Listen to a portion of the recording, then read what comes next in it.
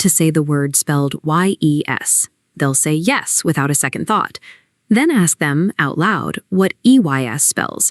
It usually triggers a few seconds of visible confusion. When it's written down, you recognize the word eyes instantly. But spoken aloud, your brain stalls trying to map those individual letters to that specific sound. That hesitation happens because English orthography, the system of writing down our spoken language, is detached from reliable rules. It functions as a broken cipher. We run a flawed piece of software every time we read or write. Instead of participating in a logical language system, we spend our lives executing a chaotic code. Think about the very first spelling rule you likely learned in grade school. I before E, except after C.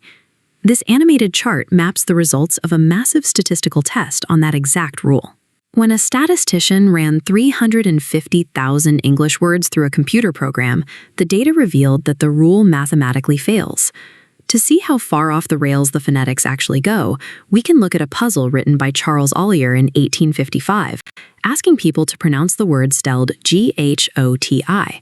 This visual equation shows his solution. You take the GH sound from cough, the O from women, and the TI from nation. Add them together, and GHOTI spells fish. If our grade school axioms collapse under basic statistical scrutiny, and phonetics spell fish as goaty, the English rulebook is functionally void.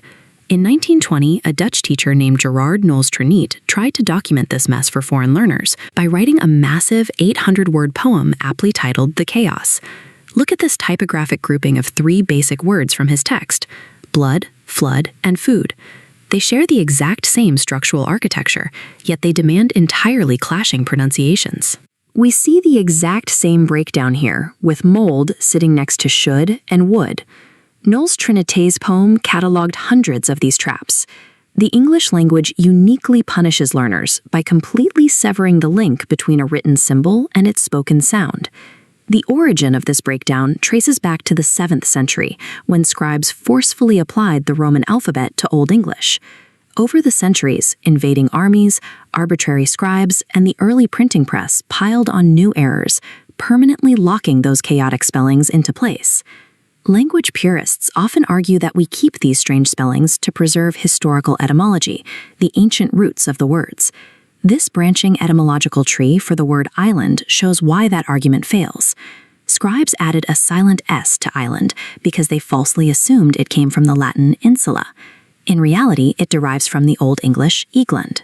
The History Preserved or Dictionaries is a collection of centuries-old typos and scholarly fabrications.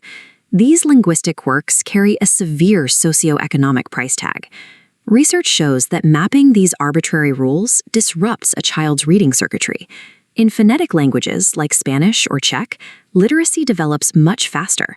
In English, students spend years fighting the language just to reach the baseline. This institutionalizes failure.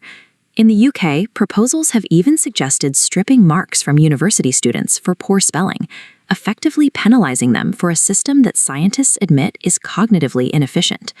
English spelling acts as a structural barrier.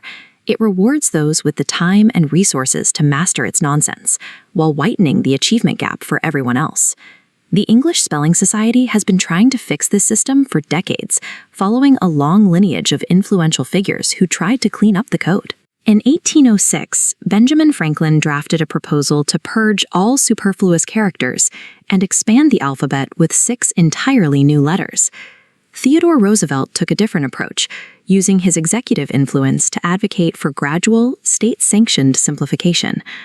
Mark Twain argued that only a sudden, comprehensive shock could reform the language, but he ultimately despaired that society would never allow it to happen.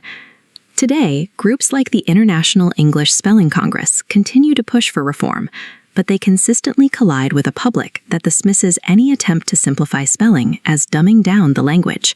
English orthography remains an unedited rough draft, leaving us to wonder if we will ever find the collective will to fix the code.